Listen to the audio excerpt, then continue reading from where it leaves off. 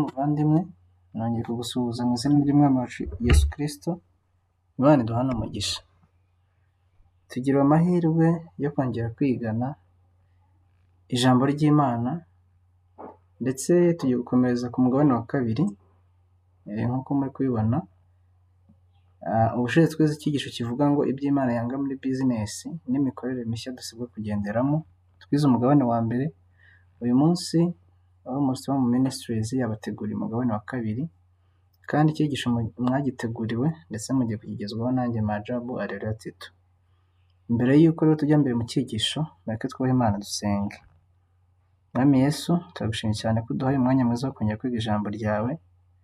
Nta gihe na kimwe muri iyi si gifite agaciro kiruta iki ngiki, igihe tuje imbere yawe tukicara tukumva icyo watwigishije.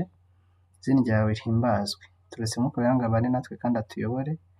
Urifuza yuko tutazarimbuka, urifuza kuduhishurira amafuti abari mu mibereho yacu ya buri munsi, uburyo dukora, ibyo duharanira ngo twinjize ubutunzi, inzira mbi zipfuye tudakwiriye gukoresha na gato. Ibyo byose ugiye kubiduhishurira kandi dushoboza no kwicikaho, tugusaba tubyizeye mu izina rya Yesu, amen.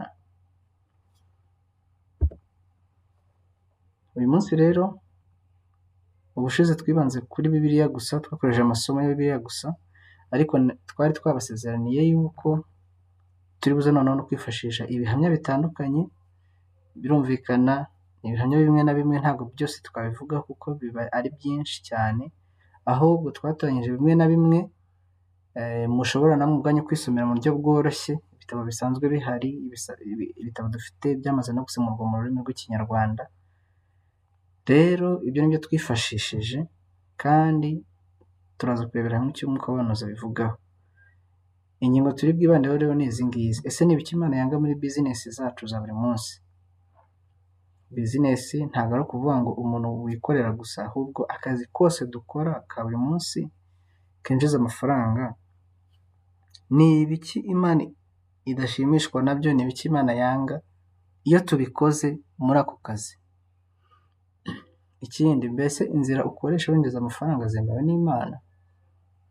Ushobora kuba winjiza amafaranga, ushobora kuba ukora ibintu bitandukanye, ukinjiza ubutunzi, yaba ari ubutunzi bw'amafaranga, yaba ari imitungo yimukanwa, itimukanwa. Ibyo winjiza byose n'ubundi umuntu ashobora kubihindura mu mafaranga. Ariko inzira uri gukoresha cyangwa se n'ako kazi ubwako urimo urakora, ese kemewe n'Imana? Ese ni izihe ngero Imana yahishuriye Madamu White z'ibizira abantu bakora kugira ngo bigwizeho ubutunzi? Rero nk'uko nabivuze, tugiye kwifashisha ibihamya by'Umwuka w'Abahanuzi. Birumvikana n'amasomo amwe n'amwe ya Bibiliya aragarukamo, ariko hano uyu munsi turaza kwibanda ku cyo Umwuka w'Abahanuzi ubivugaho. Turaza kwifashisha by'umwihariko igitabo cy'ibihamya by'itorero umuzingo wa mbere, ndetse turaza no kwifashisha igitabo cy'ibihamya by'itorero umuzingo wa kabiri, kandi tugana ku musozo turaza no kwifashisha igitabo cy'inama ku busonga. Ariko hari n'ibindi bitabo byinshi cyane bivuga kuri izi ngingo, ariko uyu munsi nifuje ko dukoresha ibi ngibi. Tugiye guhera rero mu bihamya by'itorero umuzingo wa kabiri, ni ku gice kivuga ngo guhenda abantu mu bucuruzi. Ni igice cyitwa gutyo, guhenda abantu mu bucuruzi. Turaza kubisanga kuri paje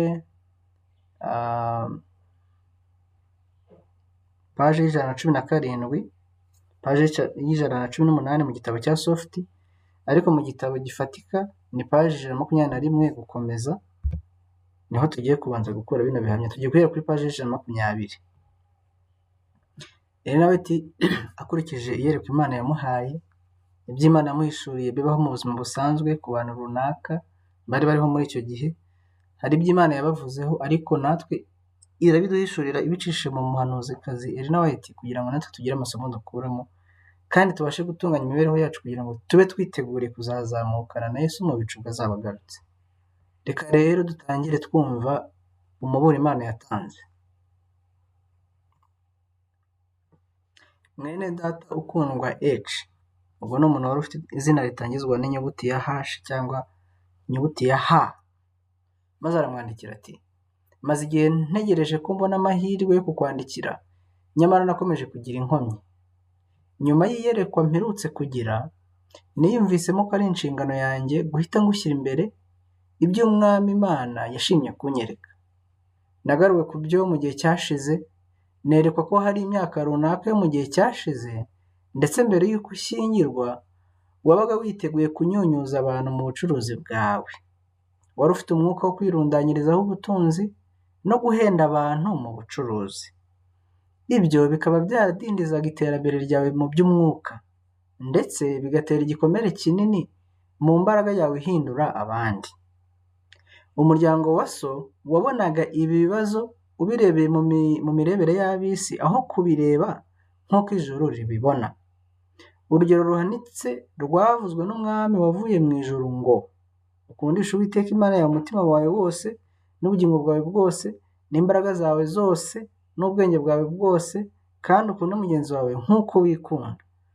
Iryo ni isomo tubona muri Mariko igice cya 12 umurongo wa 30.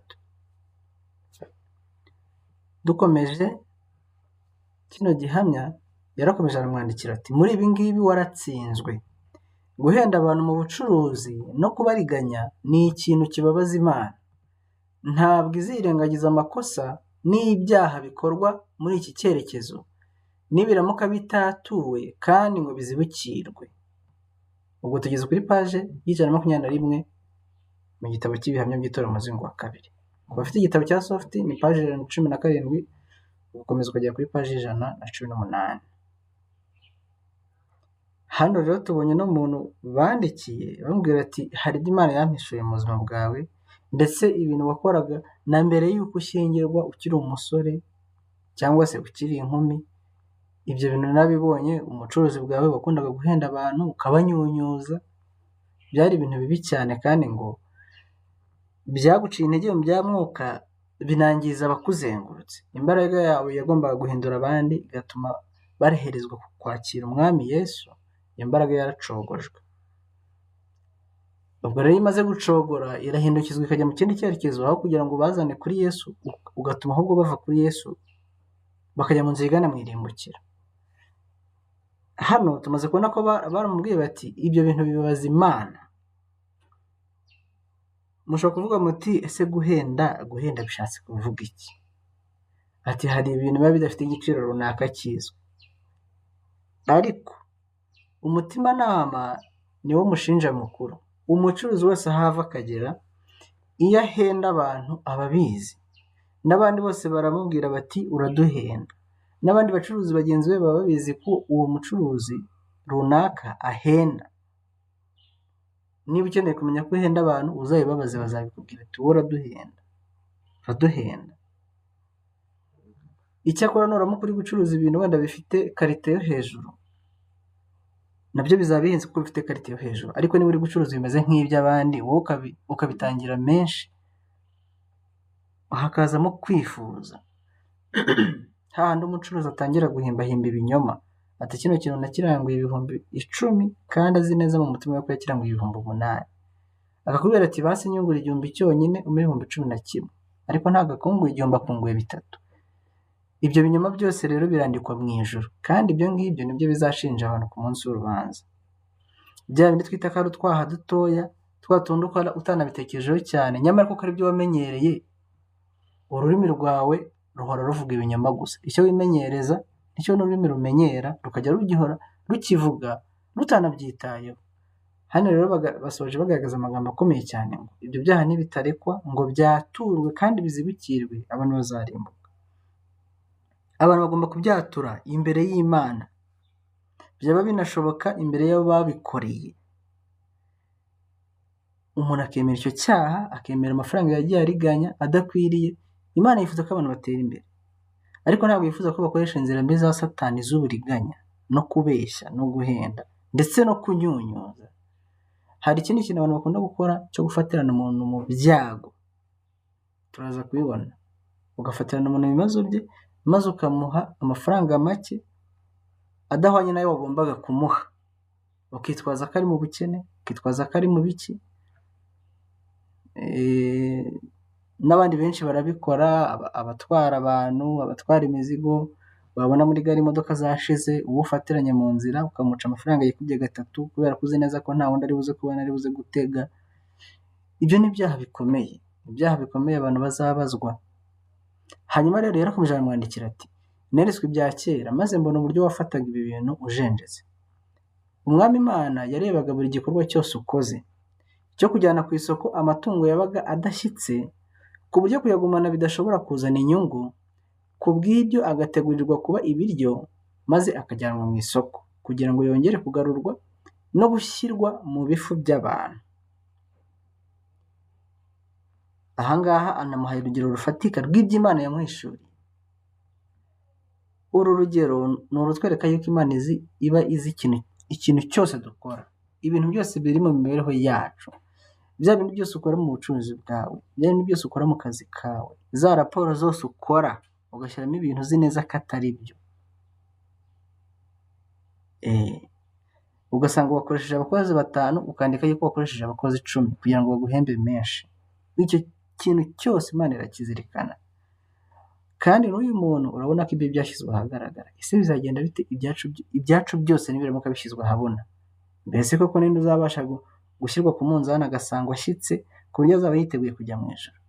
Ariko abantu benshi bazarimbuka kuko bafashe ibintu babiha agaciro gake, maze bakajya bahora bivuguta mu byaha nk'umuntu uri kunywa amazi agotomera. Rero nshuti muvandimwe, hano batanze urugero rw'ibyo yakoraga uyu nguyu. Tuza no kureba ingero z'abandi. Ariko mu gihe turi kuvuga ku ngero z'abandi, nawe utekereze ku byawe. Yabaga afite amatungo n'umuntu yabona itungo ritangiye kugira ibibazo akavuga ati ndamutse ndigumanye ryazanshyira mu gihombo. Agahitamo kurigurisha azi neza ko rifite ikibazo. Bakarijyana mu ibagiro, bakaribaga, bakarigurisha, inyama zigatangwa, maze abantu bagapfa kurya ibyo babonye, ntibazi ngo itungo ryari rimeze rite. Igihe kimwe, rimwe muri ryo ryazanywe ku meza yacu ngo rigaburirwe umuryango wacu mugari mu minsi yacu y'ubukene. Hano rero nawe yatanze urugero yuko yaneretswe ko amwe muri ayo matungo uwo muntu yagurishaga, rimwe muri ryo ryazanywe ku meza yabo mu rugo rwa Madamu White mu minsi yabo y'ubukene. Arakomeza ati ntabwo ari wowe wenyine wahererejweho ikosa muri iki. Abandi bo mu muryango wawe nabo bari bafatanyije nawe icyaha. Kuba ryari ryarateguriwe kuzanwa ngo riribwe natwe cyangwa ab'isi ntabwo aricyo kibazo, ahubwo ni ihame ry'ikintu cyababaje Imana. Wacumuye itegeko ry'Imana. Ntabwo wakunze mugenzi wawe nk'uko wikunda, kubera yuko ntabwo wari kwifuza yuko ikintu kimeze gutyo kigukorerwa. Ibyo ni bimwe mu byo tugomba gukora kugira ngo twigenzure. Ese wowe kiriya kintu uri kugurisha uriya muntu, uramutse ufite amakuru yacyo yuzuye, wowe wakwemera ko bakikugurisha? Urwo ni urugero rworoshye rwo kwisuzuma. Niba dukunda bagenzi bacu nk'uko twikunda, twakabahaye ibintu twifuza ko natwe baduha. Ese niba ufite ikibanza waguze ukabona cyaragutesheje umutwe, cyajemo ibibazo, kirimo imanza, cyangwa se icyo kibanza cyaragwatirijwe, wowe ukakigurisha nkaho nta kibazo na kimwe gifite, ese ibyo bintu ukoreye mugenzi wawe, nubwo imyaka 5 ishobora gucira, 10 igashira ukabona nta kibazo uhuye nacyo, utekereza ko nta muvumo uzagukurikirana? Mbese icyo cyaha nibirangira ukibagiwe ntiwibuke no kukihana, utekereza ko uzajya mu ijuru ryande? Ijuru ry'Imana ntabwo rizajyamo abantu bameze batyo, batatura ibyaha ngo babyihane kandi bicuze kuba babikoreye, banamuha indishyi. Rero nshuti muvandimwe, abantu bari bakwiye gutekereza, ese ibyo ngibyo uri kwishimira, ubwo butunzi uri kwishimira umaze kugeraho nshuti yanjye, Imana iyo isuzumye neza ikareba uko wabugezeho, ese Imana ibaraka ari ubwawe cyangwa ibaraka ari ubujura? Ese nubugumana aho ngaho amaherezo azaba ayahe? Nawe yarakomeje aramwandikira ngo iyo we babigukorera bakakuzanira ayo matungo, wari gutekereza yuko bagututse. Umwuka wo gukunda ibintu waguteye kureka amahame ya Gikristo, kandi agutera kumanuka ujya gucuruza ibintu bikuzanira inyungu, nyamara bigateza abandi igihombo. Abantu benshi nuko babayeho. Kandi ibi ngibi nubwo icyo gihe cyo ntigeze ngishyiramo hano, nawe yakomeje asobanura yuko ayo mayerekwa yose yagiye amuhishurira uburyo abantu barya inyama kandi zikabangiza, kuko inyama nyinshi cyane zigurishwa ziba zarangiritse, amatungo aba arwaye, abantu bakayikuraho, nyamara bagashaka kubona inyungu, ariko bagasigara bagize gute? Bahemukiye mugenzi wawe. Ariko mu Kinyarwanda baca umugani ngo urucira mukasa rugatwara nde? ugatwara nyoko. Hari igihe ushobora kugurisha iryo tungo bakaribaga bakanarikoresha, ariko nawe wazajya kurya ahantu muri resitora ugasanga rya tungo niryo batetse, bwa burwayi cya gituntu cyari kiri muri rya tungo nawe ukakirwara, bikarangira ibyo washatse guhereza abandi ari wowe ubiriye. Ibyo byose tubizirikane, ariko nubwo bitanakubaho, mbese uwo imivumo abantu bagendana muratekereza ko ingana iki? Ariko ugasanga umuntu ahora ari kurira ati ibintu nsaba Imana ntabwo ijya ibinkorera, ibyifuzo byanjye neretse Imana mu myaka 5 ishize ntabwo irabikemura. Yabikemura gute n'imivumo yose wagiye wikururira? Ahubwo bizarushaho kukubera bibi, ndetse bibi cyane, kuko ikintu cyose umuntu akora kigira ingaruka zacyo, yaba icyiza yaba ikibi, byose biza bikurikiwe n'ingaruka zabyo.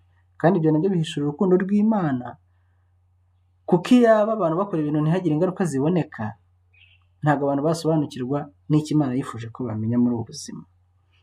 Tugiye gukomeza muri kino gitabo cy'Ubuhamya bw'Itorero umuzingo wa 2. Tugenda no kureba mu igice kivuga ngo gukandamiza abakozi. Ibyo nabyo biri mu bintu Imana yanga cyane. Turaza kubisanga muri kino gitabo cy'Ubuhamya bw'Itorero umuzingo wa 2. Turahera kuri paji 123, turaza no gukomeza turebe no ku zindi paji. Madamu White yaranditse ati, ushobora kwibaza iki kibazo ngo mbese igituma twiyiriza ubusa ntubyiteho ni iki? Ni iki gituma twibabaza ukabyirengagiza? Nk'uko biboneka muri Yesaya igice cya 58:30. Imana yatanze impamvu amasengesho yawe atasubijwe. Watekereje yuko wari warabonye impamvu mu bandi maze ubashyiraho ikosa? Nyamara nabonye yuko muri wowe harimo impamvu zihagije. Ufite umurimo ugomba gukora kugira ngo ushyire umutima wawe bwite mu buryo. Wari ukwiriye kubona ko umurimo ugomba gutangirira kuri wowe ubwawe. Warenganyije umukene maze urikungahaza binyuze mu kwikubira amahirwe yari ayabo.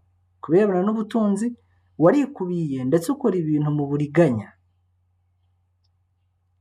Akenshi rero abakene, abantu baciriritse, bahura n'izi ngorane zikomeye. Abakire barabakandamiza, bakanyunyuza imitsi yabo. Rimwe na rimwe ugasanga uri umwana mu muryango uteye imbere, wagerageje kugera ku bigaragara byo muri ubu buzima. Abavandimwe bawe imirage babasigiye ukayibanyunyuza, cyangwa se yose ukayiyandikishaho, cyangwa se abaturanyi bakabona ababyeyi barapfuye hagasigara abana batoya, abaturanyi bakaza ya mitungo yahoze ari y'ababyeyi yose bakayikururiraho nyine yose bakayandikishaho, babana bakazakura nta mutungo bagira, nta kintu bagira, nk'aho ababyeyi babo batigeze bavunika cyangwa ngo babateganyirize. Ayo ni amaraso abantu bishyiraho, kandi igihe ngo bitatuwe ngo byihanwe binagarurwe, ibyo byose byibwe, nta mbabazi zaboneka, abantu bazarimbuka. Abantu bahora bishimira iterambere bageraho, ariko Imana irabireba ikababazwa n'uko babigera mu buriganya. Uyu nawe rero ngo yarenganyije umukene arikungahaza. Amahirwe yari akwiye kugera ku mukene. Ese zagira inka bari gutanga, umushinga wagira inka bari gutanga baha abaturage, umuyobozi akabyikubira, hanyuma agatanga inzitwazo turiya mukene ntabwo yari kubasha korora rino tungo, ntabwo yari kuribonera ubwatsi n'ibindi bitandukanye. Iyo umuntu agiye guhemuka ashaka impamvu. Dufite abantu benshi bikubira ibintu, kandi n'ubundi bo basanzwe ubwabo bakize, basanzwe bafite urwego rwiza Imana yabagejejeho, kugira ngo babe ibigega by'Imana bibitse ubutunzi, kugira ngo babashe gufasha abakene no kubereka urukundo rw'Imana, ariko ntibabikore. Ahubwo uko bagira byinshi bakarushaho kwikubira no kwifuza ibiruseho. Ingaruka zivamo rero ni uko na twa tundi twavuye hejuru abantu bagomba gusaranganya ngo tugere mu batishoboye, birangira abitwa ko ari abakungu aribo babimize bakabyigumanira. Mu bigo by'amashuri bakishyura amafaranga ya interineti, abayobozi bakayarya, abanyeshuri bakajya biga nta interineti, n'ibindi byinshi. Bagatanga amafaranga yo gusana inyubako, abayobozi bakayarya, inyubako zigapfa burundu kugeza ubwo zitangira kugwira abantu. Abantu bafitanye urubanza n'Imana, kandi nibatihana bazarimbuka. Ariko icyo turi kwifuza, impamvu Imana iba yatanze n'amahirwe ngo twige uno mucyo ni ukugira ngo abantu bihane bareke izo ngeso zose. Nushaka usigare uri umukene, nushake ntuzongere gutera imbere mu buryo budasanzwe, nushaka ujye urya dukeya wiryamire, ariko ufitanye amahoro n'Imana, nta munezero uruta uwo nguwo muri iyi si. Dukomeje rero, yaramwandikiye ati ntabwo wagize wa mwuka w'ubugwaneza, ubupfura no kugira ubuntu ukwiriye kuranga imibereho y'umukristo, umuyoboke wa Kristo. Ukandamije umukozi mu bihembo bye. Gukandamiza abakozi muri kino gice barabishimangiye cyane. Ese abakozi, uramutse ukoze ubushakashatsi ukareba abakozi bahembwa neza kandi bahemberwa ku gihe kandi bahabwa amafaranga ashobora kugira icyo abamarira, wasanga ari bangahe? Ese wa mukozi wemereye yuko uzamwongeza, ese igihe iyo kigeze urabyibuka cyangwa umera nkaho nta kintu wigeze uvuga? Mu mubwiriza niho havuga ngo guhiga umuhigo ntuyigure bitwa no kutawuhiga. Mu by'ukuri uba ukoze icyaha, kuko uba wibohesheje iyo ndahiro kandi ukayirahira imbere y'Imana n'imbere y'abantu. Hanyuma rero hano bakomeje bamubwira ngo wabonye umuntu wambaye igikene, wakoraga cyane kandi wari uzi ko afite ibitekerezo byiza ndetse yubaha Imana, nyamara wamufatiranye n'ibyago bye, kuko wari ushoboye kugenza utyo. Abantu benshi nyine aragufatirana akakubwira ati niko ubuzima bumeze, ngomba kugufatirana nta kundi, akagufatanya n'ibibazo byawe, akakugirira nabi. Niba wakubitanye n'ikibazo, warwaje abana, wagiye kwa muganga bigutunguye, ikibanza wari ufite waguze 1 miliyoni 4, akabwira ati basi mube na 1 miliyoni 1 ariko nta kundi mbona uko njye kuvuza abana. Nawe ugahita wishima ngo ubonye imari ishyushye, ikibanza akubwiye ko yakiguze 1 miliyoni 4, wowe urangije uramubwira ati akira 500,000 ujye kuvuza abana. Ese icyo gihombo umuteje cya 3 miliyoni n'igice kizavamo gite? Ese urwo rubanza ayo maraso uri kwishyiraho? Abantu benshi baravuga bati nanjye nta mafaranga nari mfite, namuhaye utwo nari mfite. Nyamara niba ufite ubushobozi, umuntu ukamuha amafaranga adakwiranye n'ikintu yakugurishije, urwo ni urubanza imbere y'Imana. Ni urubanza imbere y'Imana. Niba nta n'ubushobozi ufite uyu munsi, uharanire kumwishyura, ubutaha ushaka andi kugeza umwishyuye amafaranga akwiriye. Imana inezezwa n'igihe abantu bafite ubutunzi ariko barabonye mu buryo bwiza. Ariko niba baranabonye mu buryo bwiza ubutunzi ntibabukoreshe icyo bugomba gukora, nabyo bibabaza Imana. Imana izatubaza buri kintu cyose, kandi umutimanama wacu ni wo mushinja mukuru uzadushinja ku munsi w'urubanza. Aha rero bari kugaragaza ibyo nguyu yakoze nk'uko n'abandi benshi muri twe babikora. Wamufatiranye n'ibyago bye kuko wari ushoboye kugenza gutyo. Muri Bibiliya tubonamo urugero rwa Aburahamu, aho bashatse kumugurisha isambu kuri makeya, arabwira ati hoya ndabaha ibiguzi byayo byose nk'uko bikwiriye. Icyo ni cyo Imana yamushyizemo. Ese wowe iyo ugiye kugura ikintu, ni ikihe kintu Imana igushyira mu mutima? Ese iyo umuntu umufatiranye n'ibibazo bye, rimwe na rimwe akaba ashobora no kuba afite ubumuga bw'ingingo, akavuga ati n'ubundi nta ntege afite, ntabwo azabasha kunkurikirana, njye mfite abantu bakomeye, rimwe na rimwe ukanatanga na ruswa kugira ngo mu rubanza uzahite utsinda. Ese iyo mivumo uri kwikururira amaherezo azaba ayahe? Abantu benshi muri iki gihe bari kubaho nk'aho badatekereza. Bibiliya iravuga ngo umuntu umeze nk'inka ntabwo azi ibi ngibi. Hari abantu baba bameze nk'inka, bakamera nko nta bwenge bafite, kandi kubura ubwenge Imana yaduhaye ntubukoreshe, ukanga gutekereza iby'iherezo ryawe, nta bwenge uba ufite. Niba ufite za masters, niba ufite za doctora, igihe cyose ukora ukagira imibereho igaragaza ko udatekereza iherezo ryawe, nta bwenge ufite. Ariko muri Yobu 28:28 aravuga ngo kubaho Uwiteka nibwo bwenge. Kubaho Uwiteka nibwo bwenge, kandi kuva mu byaha niko kujijuka. Ibindi byose si ubwenge, ibindi byose ntabwo ari kujijuka. Nabonye yuko kwirengagiza kubona gusobanukirwa ubukene bwe n'igihembo gito wamuhaga, yirengagije ubukene bwe yari asobanukiwe neza, arangije kandi akajya amuhembera igihembo gito, nyamara afite ubushobozi bwo kumuha igihembo gifite agaciro. Byose ngo byanditswe mu ijuru, kandi byanditswe nk'ibyakorewe Yesu, wari uje mu ishusho y'umwe mu bera be. ibiriya bikorwa dukorera abantu cyangwa se mukorera abantu cyangwa se wowe ubwawe ukorera abantu cyangwa se wanakorewe, bifatwa nk'ibyakorewe Kristo ubwe. Niyo mpamvu abantu batazabona ikintu bireguza. Ubwo wabikoreye umwe mu bigishwa be boroheje hanyuma y'abandi, niwe wabikoreye. Ijuru ryabonye ukwikubira kwawe mu byo wagiriye abantu wakoreye urugo rwawe, kandi bizakomeza kugaragara bikurikiranye imbere y'izina ryawe nutabyihana kandi ngo urihe ibyo wariganyije. Murabona ko na hano turabisomye. He kugira umuntu utekereza ko ari amagambo yanjye. Niba ufite ibintu wariganyije ndetse n'ibyo wariganyije Imana ubwayo, mu gitabo cyitwa Inama ku Busonga Inoti yarabyanditse ngo niba ufite ibyo wariganyije Imana ubwayo, utegetswe nabyo kwicara ukabibara ukamenya ngo ni bingahe, ubundi ugategura uburyo ugomba kuzabiriha. N'ibyo wariganyije abandi ni uko nguko. Bikaba akarusho iyo ari ibintu gifite bigaragara. Niba ufite abantu wariganyije imitungo, kwihana nyakuri ni ukubasaba imbabazi kandi ukabasubiza ibyo wibye, ukicuza ukihana ibyo byaha. Nubwo wasigara uri umukene, Imana izakwishimira. Mbese kujya mu muriro ufite ubutunzi bwinshi, tubigeranyije no kujya mu ijuru nta butunzi bwo mu isi ufite, inyungu iri he? Igifite agaciro ni iki?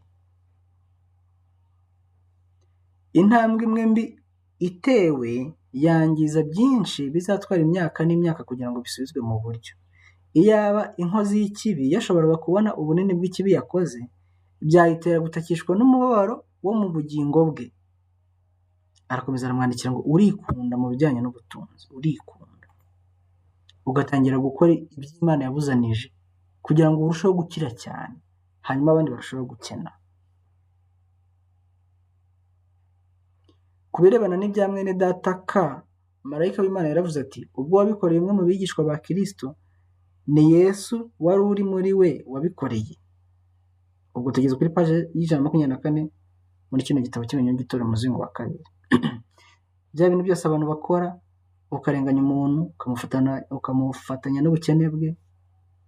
Abagabo bamwe na bamwe ntibite ku miryango yabo, bakigwizaho ubutunzi, ariko umugore nta kintu ashobora kubona, abana nta kintu bashobora kubona mu byo bakeneye. Bikagaragara nk'aho umugabo ari we wenyine ukora ku mafaranga, kandi bitwa ngo bavanze umutungo. Ibyo byose ni ibintu abantu bazabazwa. Uko nguko uri kubakandamiza, ukabafatana mu bukene bwabo, rimwe na rimwe ugatangira kubabwira amagambo adakwiriye, usa nkaho bereka ko bo ntacyo bamaze, ariko wowe ufite icyo ushoboye, ufite icyo umaze.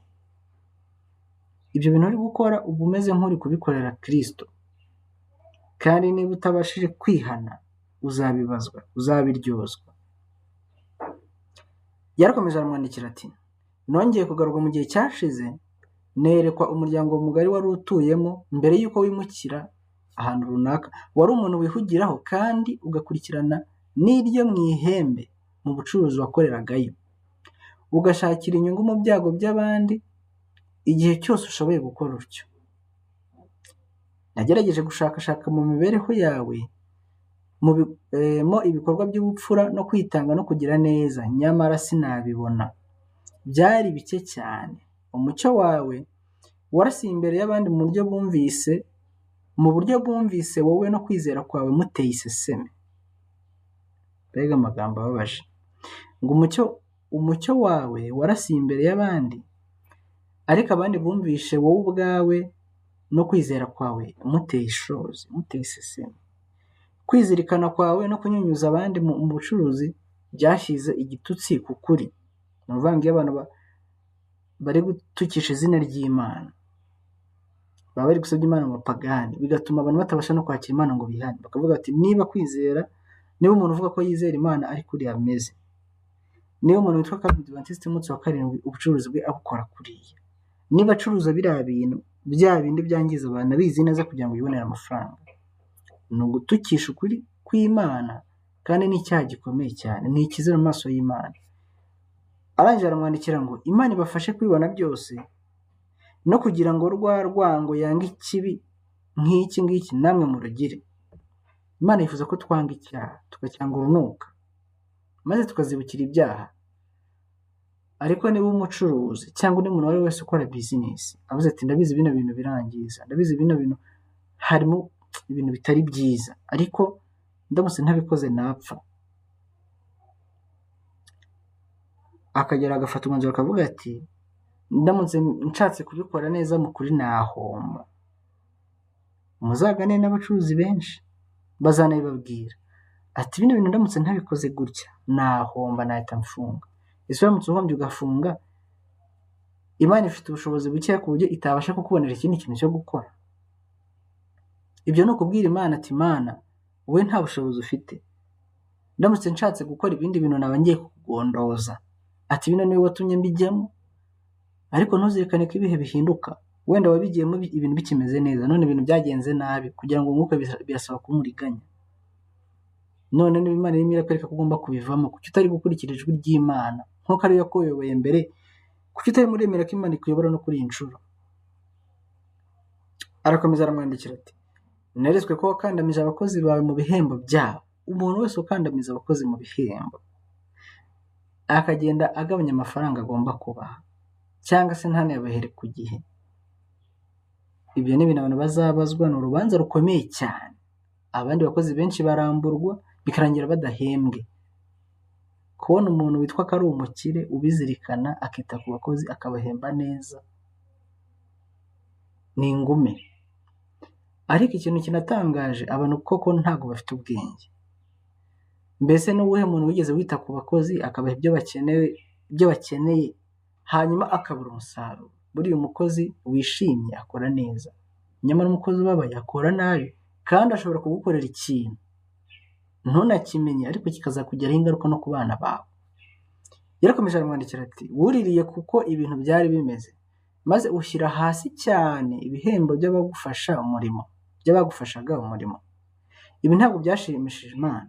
Ushobora kwitwaza uti ubutaka bwanjye babuteje cyamunara, ikinyabiziga cyanjye bagiteje cyamunara, uyu munsi nahuye n'ibibazo, madamu yarwaye twagiye kumuvuza, ugahita uhitamo kudahemba abakozi bawe, nyamara kandi ufite ibihembo ugomba kubaha. Niba hari ikibazo wahuye nacyo, ntabwo bigomba gutuma wica amasezerano y'abandi. Ibyo nabyo ntabwo byashimishije Imana, uzabibazwa. Wari ukwiye gutangana ubuntu ibihembo by'abagufashaga umurimo, ukabaha ibyo bari barakoreye byose, kandi niyo wasigarana zero, Imana izaguha ibindi. Aho wakuye ibintu Imana ibasha kubihasubiza. Imana irareba kandi irabizi. Urondora imitima amenya ibyo wibwira, intego ndetse n'ibyo umutima ugambirira kugeraho. Buri faranga ryose wungutse muri ubu buryo nurigumana rizasandazwa binyuze mu biza ndetse no mu mibabaro. Abantu benshi rero ni gutyo bigwizaho ubutunzi, bakigwizaho amafaranga, bakigwizaho bya bintu byose Imana itemera, byaciye mu nzira mbi, ariko kubigumana bizatuma urushaho kujya kure y'Imana. Ariko kandi nawe icyo Imana izagukorera, Imana ngo izabisandaza ibinyanyagize binyuze mu biza. Ukabona haje inkongi y'umuriro iraje itwika inzu yawe yonyine, inzu igakongoka igahinduka ivu. Imana ibirimo iratwigishiriza muri ibyo byose. Barakomeje barandika ngo rero iby'isi nibyo byari gahunda yawe ya buri munsi. Agakiza k'ubugingo bw'abantu ko kazaga ku mwanya wa kabiri. Icyamukarebera mu mucyo w'iby'iteka ryose uburyo Imana ibona ibi bintu, kandi uramutse ubimenye wafatwa n'ubwoba bwinshi, kandi ntiwaruhuka utararangiza gusubiza ibyo wariganyije. Iyo abantu bahumukaga amaso bakareba ukuntu Imana iha agaciro bino bintu, bya bindi bita bitoya, bakareba ukuntu Imana ibiha agaciro ko hejuru cyane, abantu bagira ubwoba kandi bagasubiza ibyo bariganyije. Ariko Imana ntabwo yifuza ko mwihana kubera ubwoba. Ntabwo Imana yifuza ko mwisubiraho kubera ubwoba. Yifuza ko mwihana bivuye ku mutima no kwakira ukuri. Mu gitabo cya Soft ni paje 122 ndetse n'123. Ariko mu gitabo gifatika cyangwa se kiri hard copy ni paje 126. Tugiye gukomeza noneho mu kindi gice. Igice cyitwa ngo akaga kazanwa n'ubutunzi. Turaza kubibona kuri paje, reka turebe, turaza kubibona kuri paje, mu gitabo kiri hard copy ni paje 178. Mu gitabo cya soft copy ni paje 175. Umwuka w'abahanuzi uravuga ngo neretswe yuko bamwe bishuka ku birebana n'uko bameze. Bareba ku bafite ubutunzi bwinshi maze bakiyumvamo ko abo ari bo bonyine bakunda iby'isi, kandi bakaba ari bo bari mu kaga kihariye ko kwifuza ubutunzi. Nyamara siko bimeze. Abafite ubutunzi bahora bari mu kaga kandi bazabazwa impano zose z'ubutunzi shebuja yabaragije ngo bazigenzure. Ariko abafite bike by'iyi si bahora bihugiyeho maze ntibakore bya bindi bike bashoboye Imana ibasaba gukora. Inshuro nyinshi baba bafite uburyo bwo gukora ibyiza, nyamara baba bamaze igihe kirekire biyitaho, bakiga ku buryo babona inyungu zabo bwite, ku buryo batekereza yuko nta bundi buryo bafite bwo kugira icyo bakora. Ibintu byo birababaje cyane. Abantu bakavuga bati twebwe turi abakene, ubundi se twe turatanga dufite iki? Hari n'ababyitwaza bagatangira kwica amategeko y'ubuzima, yewe ntibongere kuruhuka, ntibongere kugira ibihe byo gusohoka ngo batembere bafate umwuka mwiza, ntibavuge bati reka njye ndyama amasaha ahagije, abandi bakavuga bati ubundi ndaryama nageze kuki? Ariko aya ni amajwi ya Satani, ni amajwi ya Satani. Ntabwo Imana yigeze ivuga yuko abamaze kugera ku bukire aribo bagomba kuryama amasaha ahagije. Nta nubwo Imana yigeze ivuga ko abakene batagomba kuruhuka. Izo ni imvugo za Satani, nyamara abantu benshi kuri uyu munsi basigaye bazifata nk'ukuri. Bakavuga ati nigute waba uri umukene utabasha no kuzigama amafaranga runaka, ugatinyuka ukaryama amasaha 8 ku munsi? Ariko ibyo ni ukwishuka. Imana ifite impamvu yashyizeho gahunda yo kuruhuka. Niba n'ibyuma byakozwe n'abantu, amamashini n'ibindi byose bikenera kuruhuka, mbese umuntu we utari n'imashini utari n'icyuma wakeneye kuruhuka bingana iki? Nyamara abantu benshi bari gusaza imburagihe, abandi bagapfa ku mugani nta kintu bagezeho, abandi ibitekerezo byabo bikangira, ubwenge bwabo bukajya hasi cyane kuko abantu batakiruhuka. Bahora barajwe ishinga no gushaka ubutunzi, nyamara bakibagirwa yuko butagira nyirabwo. Kandi Bibiliya yahishuye ko n'ubundi ubutunzi ntabwo bubura kwitera amababa, buraguruka bukarenga nk'uko inyoni irenga mu bushwi. Aha ngaha rero hari ikintu batubwiye gikomeye cyane. Abakene bakunda nabo kugaragaza ko hari umuntu wibwira ati abakire bazarimbuka, abakene bazajya mu ijuru. Oya, ntabwo ari Yesu yavugaga. Yesu yavuze abakene mu mutima.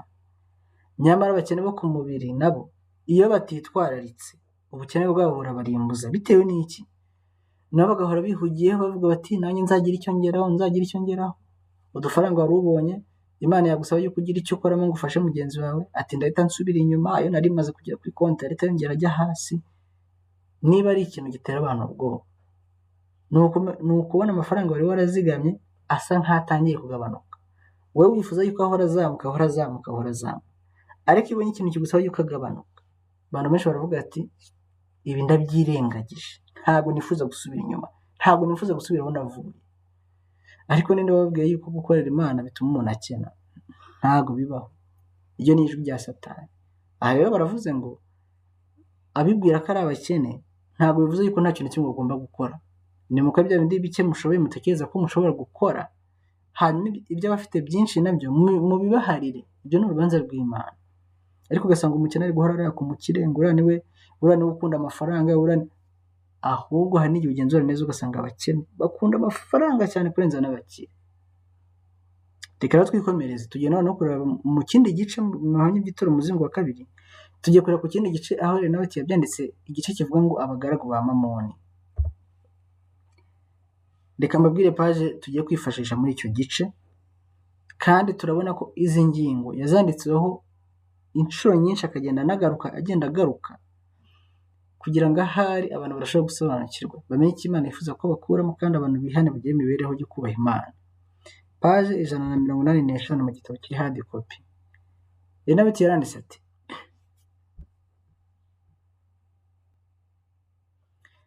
mu gukorana ubucuruzi n'abacuruzi b'ibunaka, mwene data ufite izina ritanyuzwa na i ndetse n'umugore we ntabwo banyura mu nzira ishimisha Imana. Baciririkanya uko bashoboye kose kugira ngo bagure ibintu ku mafaranga make ashoboka, kandi bagatinda ku kinyuranyo cy'udufaranga duke. ndetse bakatuvugaho byinshi nk'aho amafaranga ari byose kuri bo, mbese nk'aho amafaranga ari imana yabo. Iki ni ikimenyetso kimwe mu kiranga abantu baramya amafaranga, bafite amafaranga nk'imana yabo. Muri Bibiliya ndetse no mu mwuka w'abahanuzi, amafaranga yitwa ikigirwamana cya mamoni, ikigirwamana gikomeye cyane abantu benshi cyane baramya, barutishije imana no gukiranuka kwayo. Urugero batweretse rero uzarusanga no ku bantu benshi, abantu bakunda guciririkanya cyane cyane, ndetse ukabona birakabije, n'udufaranga duke cyane bakadutindaho cyane, bakatuvugaho byinshi, ukagira ngo amafaranga nibwo buzima bwabo, ukagira ngo amafaranga niyo maraso atembera mu mitsi yabo, nyamara si byo. Hakazamo rero na cya gishuko cyo gutangira gufatirana abantu n'ibibazo byabo, maze ikintu ugomba kugura ku mafaranga akwiriye ukakigura ku mafaranga make cyane, ukabahombya wowe kugira ngo wunguke. Nyamara iyaba bashoboraga kugaruka mu buryo abantu batababona, maze bakumva ibyo abantu babavuga nyuma y'uko bagenda, bajya basobanukirwa neza imbaraga ihindura yo gukunda amafaranga. Kwizera kwacu kugibwaho impaka, kandi Imana igatukwa na bamwe bitewe n'uku kwikunda no gukunda amafaranga. Aha rero byari bibabaje cyane, yaba umugore yaba umugabo bari bafatanyije muri ibi bintu. Abamarayika barahindukira batewe ishozi, bakumva isesemi irabishe, bagahindukira bagahitamo kwirebera hirya.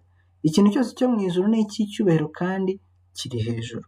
Mu ijuru buri wese aharanira inyungu n'ibyishimo by'abandi, nta n'umwe umaranira kugira ngo ashake ibyo kwiyitaho, ahubwo umunezero uhebuje uwundi w'ibiremwa byera ni ukubona umunezero n'ibyishimo by'abazengurutse. Uko niko mu ijuru bakora, kandi umuntu wese witegura kuba mu ijuru, iyo niyo mibereho agomba kwiga uyu munsi. Mu ijuru buri wese aba yifuza umunezero w'abamuzengurutse, ariko twe muri iyi si, aho abantu batwawe na mamoni, batwawe n'ubutunzi, batwawe n'amafaranga, umuntu wese aba ashaka umunezero we ku giti cye, ntabwo akeneye kumenya ngo umuturanyi bimeze biti, ibyo nta nubwo bimureba. Niba yumvishe hari umuntu ari gutaka muri karitsiye, ntabwo avuga ati uko gutaka ntabwo kundeba, sinkeneye kumenya ikibazo cyabaye, ahubwo nkeneye gukora cyane kugira ngo ngere ku ntego zanjye. Niba ari ibyo ngibyo biyobora abantu, niba ari ibyo bitekerezo byatwaye abantu bazarimbuka. Ahubwo umunezero wo mu ijuru, imibereho yo mu ijuru, urukundo rutikanyiza kandi rusendereye umutima kugira ngo rukwire mu batuzengurutse, nirwo rugomba kuturanga.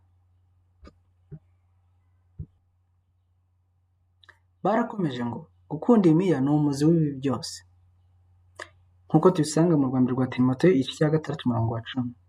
Igihe abantu bakoresheje imbaraga z'ubwenge n'iz'umubiri kugira ngo babone ubutunzi, ndetse bakishimira kwibikira ubutunzi batazigera bashobora gukoresha, kandi bukazabera abana babo igikomere, baba bakoresha nabi ububasha Imana yabahaye.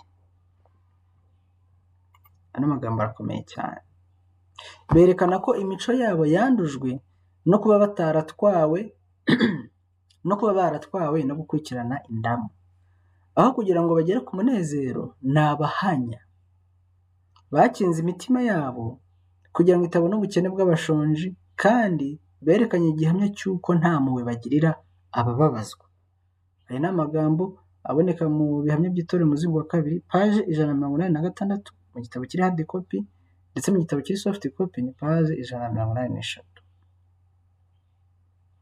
Hano tubonye ikintu kibi cyane abantu bose bagomba kwirinda: guharanira kugera ku butunzi, ukagera ku mafaranga menshi cyane, kugeza ubwo wowe ubwawe azagukura ku Mana, ndetse kugeza ubwo utazabasha no kuyakoresha.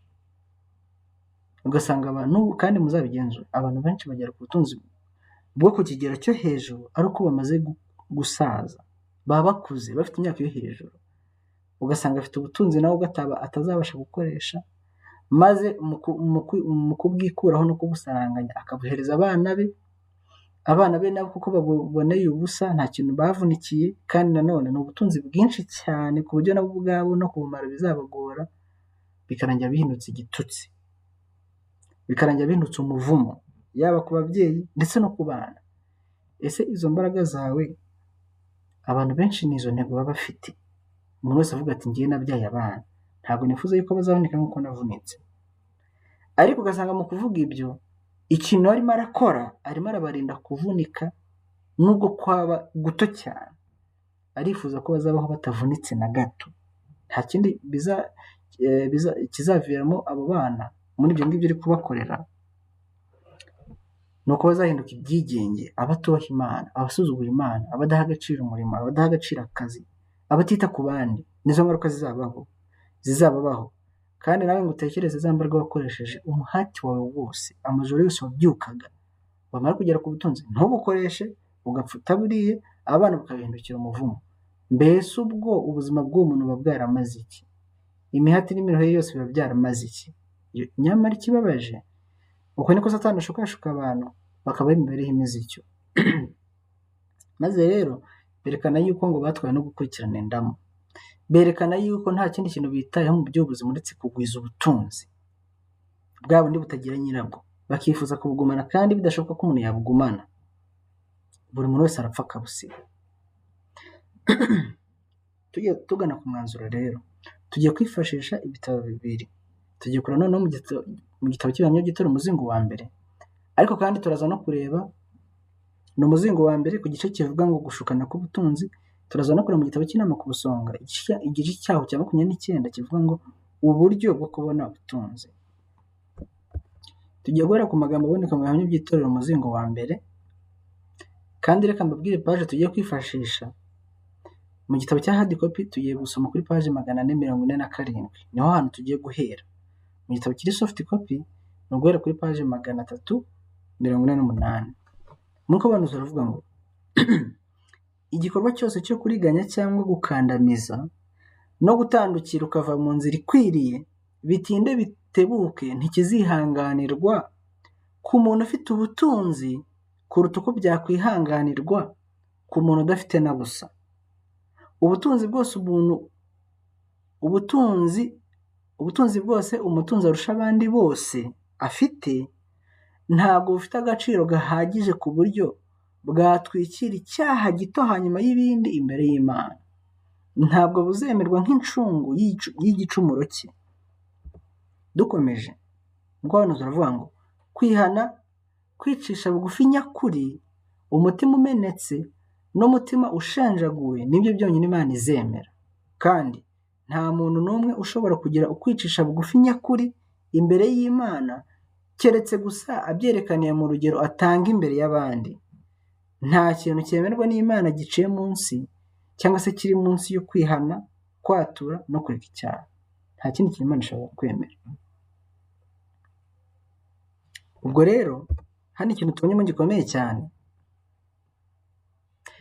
igikorwa cyo kuriganya, gukandamiza no gutandukira ukava mu nzira ikwiriye, ngo ntabwo bizigera byihanganirwa, ahubwo byose bizatwikururwa ku munsi w'urubanza. Ikindi kintu tubonyemo cya kabiri, ubutunzi bwose umuntu yaba afite arusha abandi ntabwo bushobora guhinduka incungu ye. Nta kintu umuntu yatanga ngo acungure ubugingo bwe. Niko ijambo ry'Imana ritubwira. Niyo waba uri umukire wa mbere ku isi, nta kintu kidushobora gutanga niyo batanga miliyari magana angahe. Nta nubwo zishobora gutuma icyaha kimwe cyonyine cyo kubeshya imyaka wenda ufite ku ndangamuntu wakize icyaha cyoroheje cyane, na miliyoni 10 ntabwo zabasha guhanagura icyo cyaha. Ibyo ngibyo rero nibyo abantu birengagiza. Abantu bamwe batekereza yuko Imana ifite ukuntu izabigenza, ngo Imana izashyiramo imiyaga, Imana izareba, izagenzura ibintu by'umuntu ku giti cye, igira uko ibitwara, ivuga ati ibyawe cyangwa se situwasiyo yawe ntabwo imeze nk'iy'abandi, hari ukuntu ndi bubigenze. Abantu barishuka. Ntabwo Imana izasuzuma abantu ngo ibashyire ku minzani itandukanye. Abantu bose bazashyirwa ku munzani umwe, kandi ni umunzani ugendanye n'uburyo bumviye Imana, bubashye amategeko yayo, bakagira imibereho ihindutse, imibereho itarangwamo icyaha. Waba uri umukire, waba uri umukene, nta rwitwazo ruhari. Icyaha cyakozwe n'umukire gihwanye n'icyaha cyakozwe n'umukene. Uko umukene yifuza bihwanye rwose nk'uko umukire nawe yifuza. rero nta kintu na kimwe kizemerwa n'Imana keretse gusa abantu nibihana bakatura ibyaha byabo bakabivuga mu mazina, bakicuza imbere y'ababikoreye kandi bakagarura ibyibwe. Niyo mpamvu no mu byaha abantu bagomba kwitondera icyaha cy'ubujura, kuko ukihana biravuna, bisaba no kugarura ibyibwe. Bitandukanye no kuba wabeshye. Ushobora kuba wabeshya abantu ntibanamenye ko babeshye, ukagenda ukicuza imbere y'Imana. Ariko niba ufite ibintu wibye runaka, niba hari umuntu wagaruye amafaranga make ku bushake ukamugarurira make uzi ko wagomba kumugarurira menshi, kwihana nyakuri ni ukumusubiza ayaburaga. Kwihana igihe umuntu yibye ni ukugarura ibyo wibye, igihe cyose ukibifite, igihe cyose ubasha kubibona, igihe cyose ushobora no kubishaka ukongera ukabibona, utegetswe kubisubizayo. Abantu benshi rero bihana bya nyarurishwa, bakihana by'igishe kandi ntibababarirwe, bikarangira n'ubundi barimbutse bibwira ngo barihanye. Ni gute ushobora kuba waribye televiziyo y'umuntu uyifite iwawe ukajya wicara ukarara uyireba, ukavuga ngo narihanye Imana yarambabariye, kandi televiziyo ukiyifite utarigeze uyisubiza nyirayo? Abandi bakavuga bati nindamuka nyisubijeho barahita bamenya ko nigeze kubiba, sinifuza ko babimenya. Nshuti muvandimwe, ibyo bintu wibye ukabigumana ukaba ukibifite, ibyo wariganyije abantu, imitungo y'abandi wikubiriye badahari, bari mu bibazo cyangwa se bari mu buhunzi, bagasanga warabitwaye, ibyo bintu nutabibasubiza bizakurimbuza. Dukomeje rero, nk'uko hano baratubwira ngo abakire benshi bagiye babona ubutunzi bwabo binyuze mu kunyunyuza. Kandi namwe muzabigenzure, sisiteme y'isi ukuntu yubatse, kugira ngo utere imbere mu buryo budasanzwe, ugire bwa bukire abantu benshi batangarira, biragoye kubibona biciye mu nzira zigororotse, mu nzira Imana ishima. Niyo mpamvu rero abenshi cyane nta kindi bibasaba guca mu nzira za Satani. Kandi twibuke na Yesu ari mu butayu ari kugeragezwa, ibigeragezo yahuye nabyo. Satani aramubwira ngo nupfuka mukandamya ndaguha iby'isi byose. Icyo nicyo gishuko gihora kigaruka mu mibereho y'abantu. Iyo abantu rero bavuze bati amaboko ndayamanitse, reka nemere noneho nkoresha zino nzira zirimo uburiganya, reka nkoresha zino nzira zirimo ibintu by'ibanga, zirimo guhisha amakuru n'ibiki, kuko barakira bagatera imbere, ariko imbere y'Imana baba bari gutera inyuma. Abenshi rero babonye ubutunzi bwabo, n'uyu munsi n'ubu bari kububona, ariko ngo binyuze mu kunyunyuza no kwihesha inyungu no gufatirana abakene bagenzi babo cyangwa se bene se.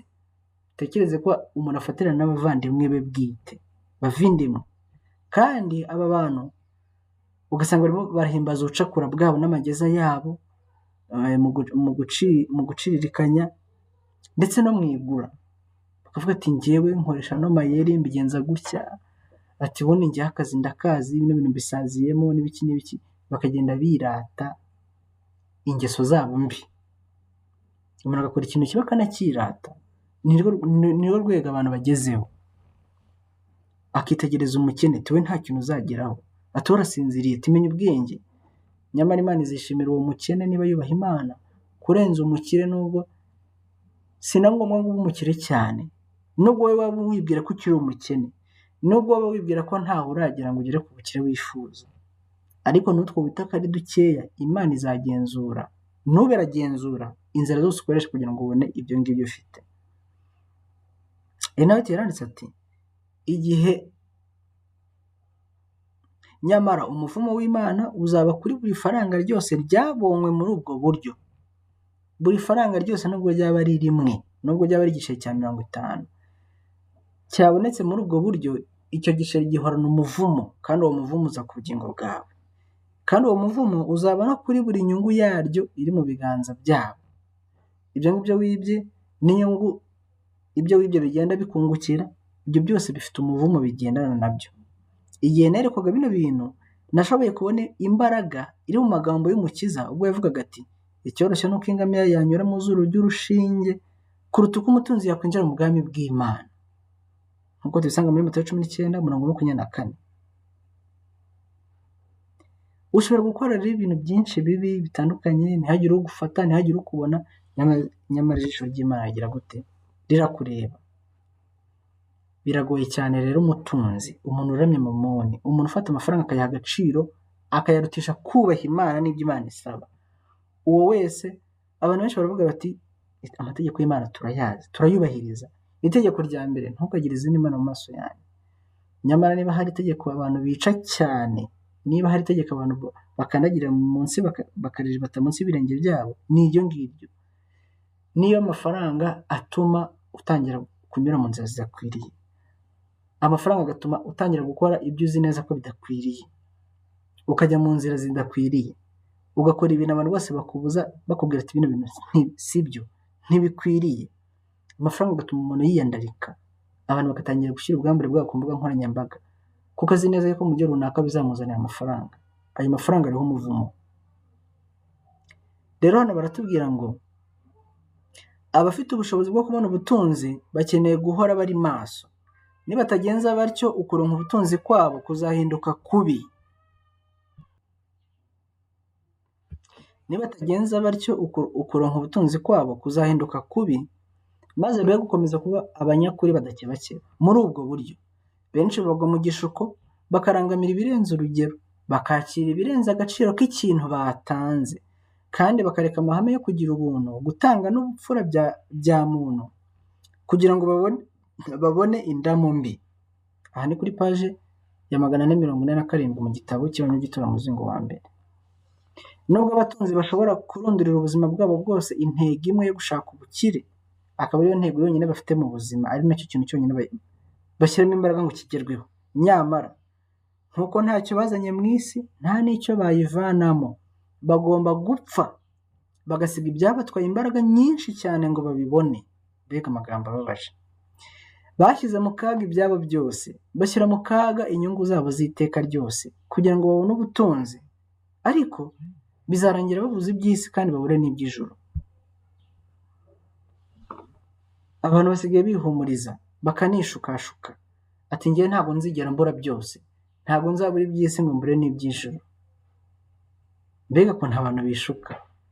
Ese birashoboka yuko wabura iby'ijuru, iby'isi byo ukabibona? Ntabwo bishoboka. Hano umwuka w'ubuhanuzi urabigaragaje.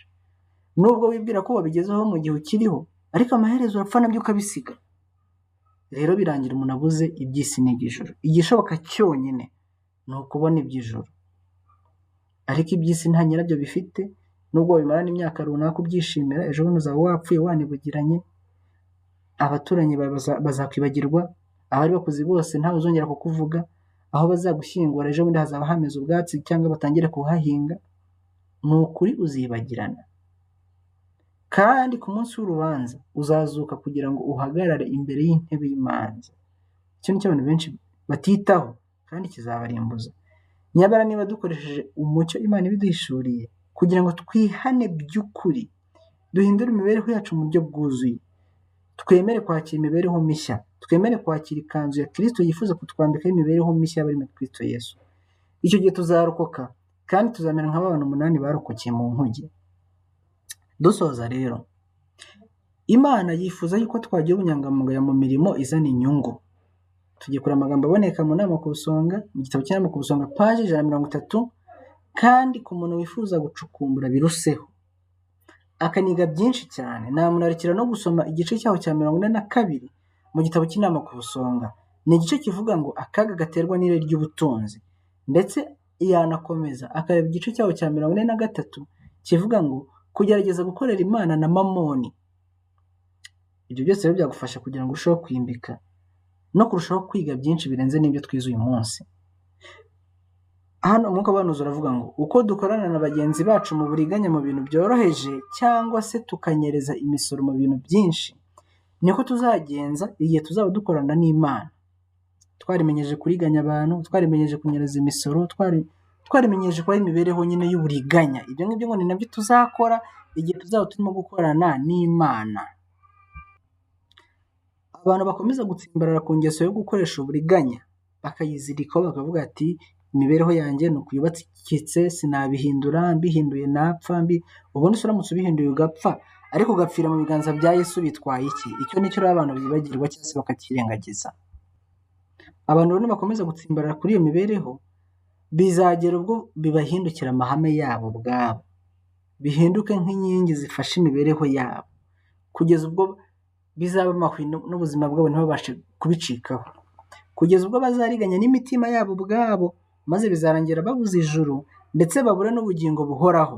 Mbese bazemera guhomba icyubahiro n'iyobokamana ryabo babirutisha inyungu z'iby'isi z'ubusabusa?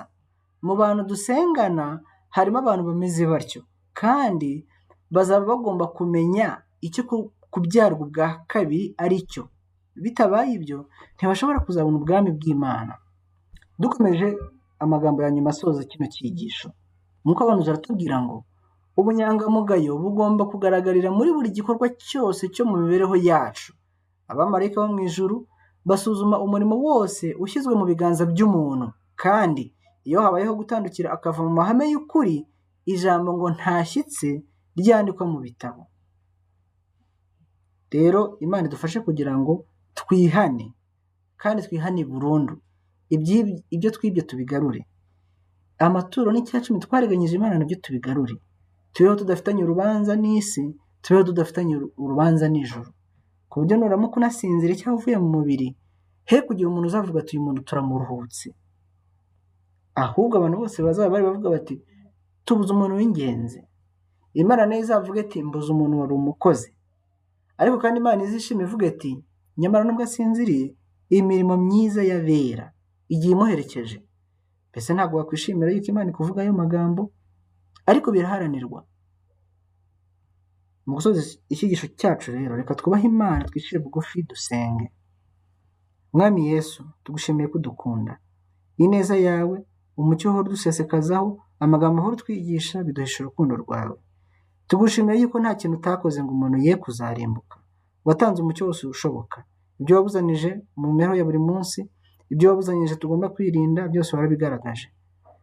Duhe rero kumvira ijambo ryawe, udushoboze kurigenderamo. Duhe kwihana by'ukuri. Imibereho yacu guhera uyu munsi ihinduke umucyo umurikira abandi mu nzira bagendamo, itume abandi barushaho kwihana no kwakira Umwami Yesu. Natwe ubwacu uduhe kwitegura kugira ngo ubwo uzatunguka ku bicu tuzishimire kugusanganira. Uzaturinde kumera nk'abantu bavuga mu Byahishuriwe igice cya 6, abantu bazakubona bakaguhunga, bakabwira imisozi n'ibitare ngo bibagweho, bakihisha mu maso yawe. Ahubwo uzaduhe kukura mu maso tunezerewe, twishimire ibyo wadukoresheje by'ubutwari, twishimire imirimo myiza twakoze muri iyi si. Kandi ubwo abantu bose bazishimira ibyo twatumye bageraho, ubwo abantu bazishimira umucyo twabagejejeho, tugatuma nabo bahinduka bakihana, twese tuzanezererwe turi kumwe nabo mu ijuru. Tubisabye tubyizeye mu izina ry'Umwami wacu Yesu Kristo. Amen.